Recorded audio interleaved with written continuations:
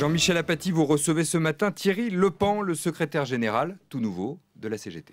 Bonjour Thierry Lepan. Bonjour à vous. Vous avez été choisi mardi par le comité confédéral de la CGT pour succéder à Bernard Thibault. La passation des pouvoirs sera effective en mai prochain, donc on ne vous connaît...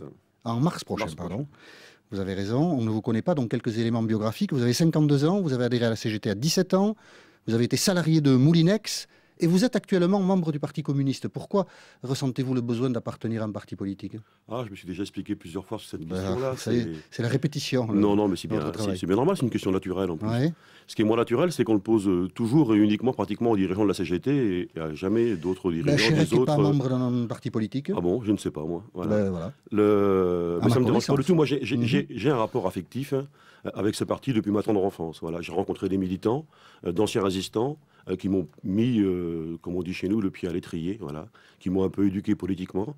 Et j'ai toujours eu un profond respect pour ce parti et ce qu'il a fait dans son histoire. Et aujourd'hui, j'ai toujours ce rapport affectif avec ce parti. On nous dit que le syndicalisme doit être indépendant. Alors l'appartenance à un parti, est-ce que ça ne vient pas occulter ou brouiller un peu la notion d'indépendance? Non, pas du tout, je ne le pense pas. Ce qui compte, c'est de ne pas être dirigeant de ce parti, de ne pas signer ce qu'on appelle chez nous des appels à voter, de ne pas prendre position pour un candidat ou pour un autre.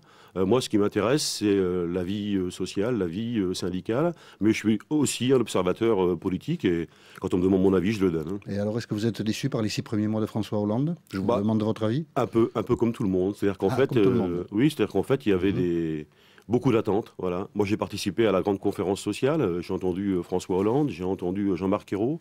Je les ai entendus parler de salaire, d'emploi, de retraite, de protection sociale. Et aujourd'hui, je vois que les mots changent, qu'on parle moins de salaire. Quand on en parle, c'est pour augmenter le salaire minimum avec quelques euros de plus par mois. On parle moins de retraite, on parle moins de financement de la protection sociale, on parle plus de TVA, de CSG. Bon. Et donc, je pense qu'effectivement, les salariés sont aujourd'hui en passe d'être déçus. Ils ont mis beaucoup d'espoir dans le changement, ils ont voté pour le changement de manière massive, et les réponses qui sont portées par le gouvernement ne sont pas de nature à les rassurer. J'entends même dans mon organisation des camarades qui pensent, et je pense qu'ils ont raison, que le gouvernement est plus attentif à ce que peut dire Laurence Parisot, le MEDEF, que ce que peut dire les syndicats de salariés. Ce n'est pas un gouvernement de gauche.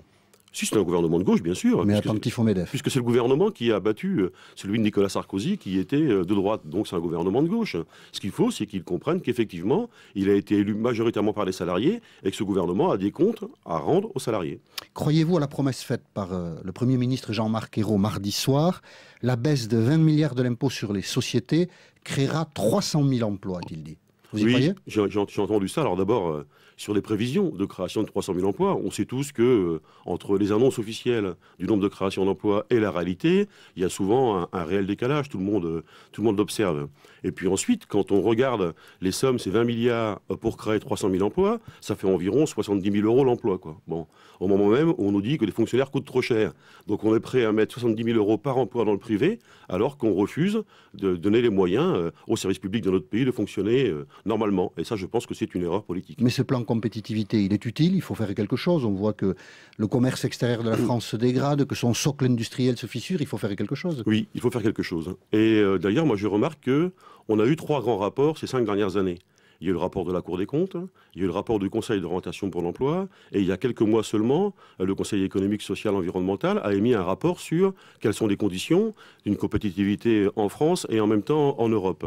Aucun de ces 3 rapports n'a été pris en compte par le gouvernement, qui a choisi de nommer un grand patron que je respecte, qui est Louis Gallois, mais on confie l'avenir des entreprises, l'avenir des salariés, une nouvelle fois à un patron, alors qu'on ne tire pas essence des rapports qui ont été commandés par l'État et dans le cadre d'un débat démocratique et large, comme c'est souvent le cas dans le cadre des rapports du Conseil économique, social et environnemental. L'augmentation de la TVA décidée par le gouvernement, vous n'aimez pas non plus beaucoup? Non, c'est un mauvais coup pour les salariés, puisque là aussi, c'est un transfert du coût du travail sur la fiscalité. Ce sont les salariés, les ménages, qui vont une nouvelle fois être mis à contribution, ce qui va se traduire par une baisse de pouvoir d'achat, donc une baisse de la consommation et donc une baisse de la production.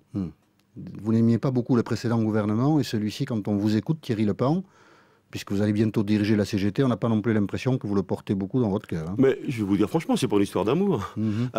Ce gouvernement, nous sommes exigeants avec lui et nous avons des raisons d'être exigeants avec lui. D'abord parce qu'on fait partie de ceux qui ont aidé à battre Nicolas Sarkozy à mettre ce gouvernement en place, et on fait partie de ceux qui proposons des solutions alternatives à ce qu'on vit depuis 25 ou 30 ans dans notre pays, ce qu'on appelle la baisse du coût du travail. Il faut sortir de cette logique, y compris le rapport du Conseil économique, social et environnemental, que je connais bien, précise que le problème de la production en France, c'est pas le problème du coût du travail, c'est le problème du coût du capital. Et c'est une vraie question à laquelle nous voulons nous heurter pour changer les conditions de production et faire en sorte que les salariés, qui ont mis beaucoup d'espoir dans ce gouvernement, puissent vivre mieux. Vous serez un dirigeant difficile pour le gouvernement, Thierry Lepant. Difficile, je ne sais pas, mais... Dirigeant de la CGT, difficile pour le gouvernement. Oui, difficile, je ne sais pas, mais exigeant, oui. Moi, je pense que ce gouvernement qui a fait une campagne sur les salaires, sur l'emploi, sur la retraite, sur les jeunes, doit respecter les engagements qu'il a pris devant le peuple français. Ma crainte, et c'est une crainte qui fait la transition entre le syndicaliste que je suis, mais aussi l'observateur politique que je suis, c'est que si ce gouvernement ne réussit pas à changer le monde dans lequel nous sommes, je vois déjà quelques voix, notamment au Front National, qui se présentent déjà aujourd'hui comme étant en recours, à la fois à l'époque de Nicolas Sarkozy et en même temps à l'époque de François Hollande. Et moi, je ferai tout pour qu'effectivement, les valeurs de gauche, pour que les conditions sociales des salariés puissent être prises en compte comme il se doit. La transition entre Bernard Thibault et vous, Thierry Lepant, s'est mal passée à la CGT. Non. Si. Bon, non. Si, vous ne pouvez pas dire qu'elle s'est bien passée.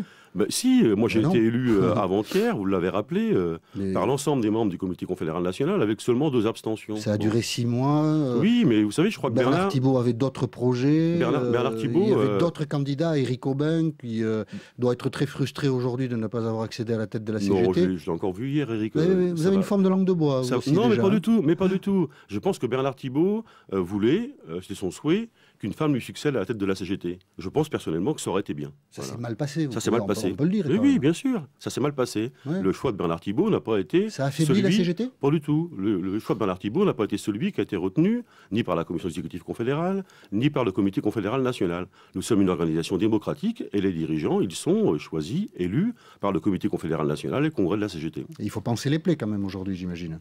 Oui, mais notre volonté, c'est de travailler ensemble. Et moi, toute mon énergie va être consacrée au travailler ensemble. Ce qui nous guide, c'est l'intérêt des salariés et pas autre chose.